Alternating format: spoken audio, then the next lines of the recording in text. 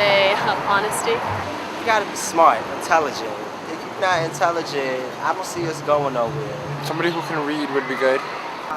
If you ain't got no smarts, then I don't want to deal with you. Education is a must. These are somewhat substantially sized. Sexiness. You know, somebody could be there as much as I could be there. Beauty, just trust and warmth and comfort. Don't look at me like that. A lot of people are kind of weird, so. Like our styles have to match. I can't be with nobody who I can't trust. I want somebody who's normal. They gotta be real kinky.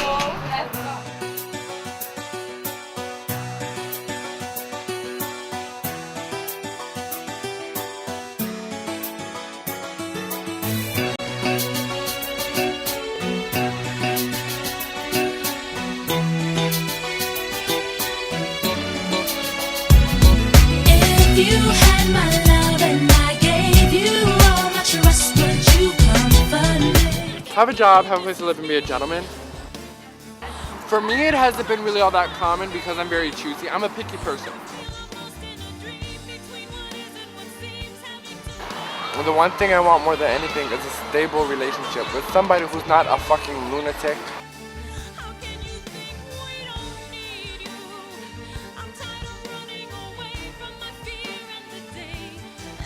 He needs But to. what happened was it turned out he was dating somebody else at the same time he was dating me. So I mean, I'm picky. I mean, I'll settle, but I'm still picky. Like I will ask them a shitload of questions, and I'll tell them. She's a picky person. And I'll tell them right off the bat, if you lay a hand on me, my father has a shotgun and a shovel. Only boxes to define what was left of what we used to call love.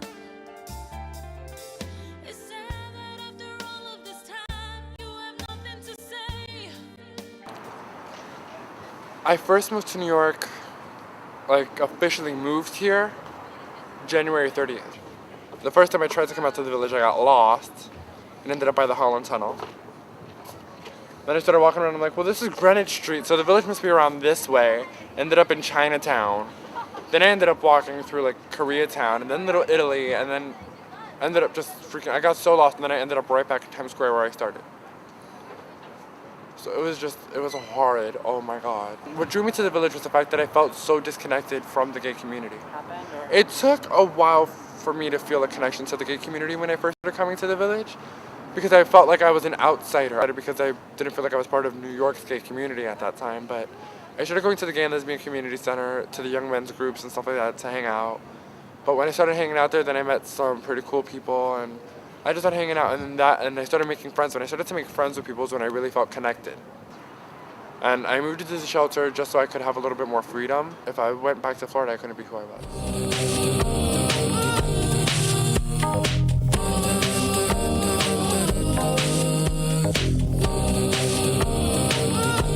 Hell no. No. Yeah. You can't. You want what you want, and if you don't want it, it's not gonna work. Yes. I met this man one time. He was perfect, absolutely perfect, except for when the pants came down. It's a possible chance, but other than that, not really. I have unknowingly, but it wouldn't last.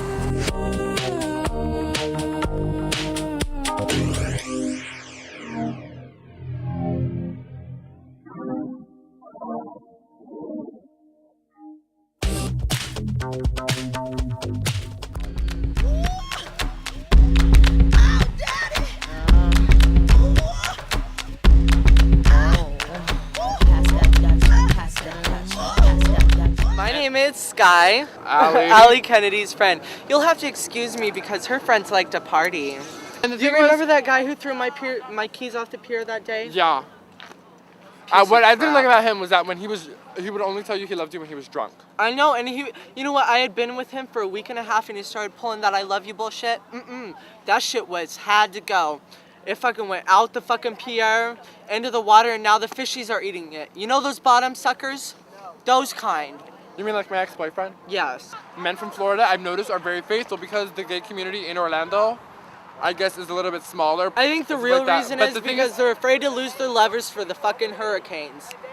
No, it's not true, that. I tell you. What it is that in Florida, because the gay community is so much more isolated from each other, when you finally find somebody and it turns out that there's a romantic connection there, you want to hold on to them as much as you can because you realize how precious a relationship is. And what I've noticed up here is because the gay community is so condensed into one area, there's so many gay men around that it's like, oh my God, I have to sleep with everybody. And sometimes they cheat because they're looking for something in themselves. They can't find something in themselves, so they look for it in other people. And exactly. every time they can't find it, they think they themselves throw them aren't to the curb. fabulous, but then they look at other people and they go, they're fabulous. Maybe they can teach me something. But all I really want to be taught is how they fuck. Just like, guys cheat entirely too much. The problem though with us kids is that sometimes, you know, a lot of us kids, we grow up in families that don't give us hugs. Not me. My family was very loving. My family never gave me a hug. I went through so much shit. You know, I know that I'm not alone in this, that a lot of other kids feel the same way that I do. But see, a lot of these kids out there, all they're looking for is love. And in any way, shape, or or form that they can get it in is what makes them happy. It helps them flow. It doesn't matter how bad the situation might be. But it's sick, you know. This world needs to start showing these kids love. They need to start showing that, you know, that they love their children, like they are their own. I think my major problem with relationships is that I guess maybe they grew up in a family that didn't love them or something, so they're looking for love. But then when I end up with them, it's like I feel like, well, I'm starting to feel affection for you, and I could possibly love you like within a month or whatever. Just give it time because love doesn't develop overnight. No. You know, but they're so hungry for it sometimes that they'll go to any extremes to get it. And I think that's another reason why that's another reason why they cheat. I think that's another reason why men cheat. You know, I mean, I don't know about if women cheat because I've never been with a woman. I don't plan on being with a woman anytime soon. Lesbianism is not my cup of tea. If a guy cheats on me, I feel hurt by it. I feel like I started to trust you, and you wanted to act like that. Why? Sometimes they give me excuses. Like my last boyfriend was like, "Well, I'm sorry you had to learn the hard way, but as of pride, me and this other girl, we were already dating, and I didn't think you and me would end up dating." And I ended up saying to him, you know what, I really don't give a shit if you thought we were going to end up dating or not. The minute you started talking to me and flirting with me and when we started kissing and stuff like that, I didn't know about your other relationship. So I had no idea that I was basically helping you cheat. And I felt really bad, and I felt really bad for that. But you also violated your girlfriend's trust, and you violated that relationship. You just completely betrayed it. So it's like, I mean, I felt kind of violated afterwards.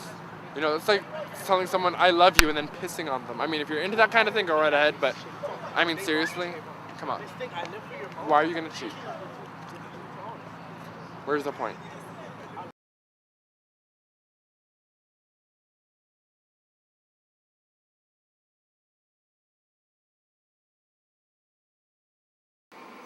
Do you know who I'd like to marry? Who? Rockefeller. Which one? I don't care. Good evening, ladies and gentlemen. And boys, you better listen. Names have been changed to protect the innocent, just in case it's about you. I guess I'm in a little predicament. What else can this little girl do? There was Peter, he was a cheater who couldn't keep his hands to himself. There was Richie, well, he got bitchy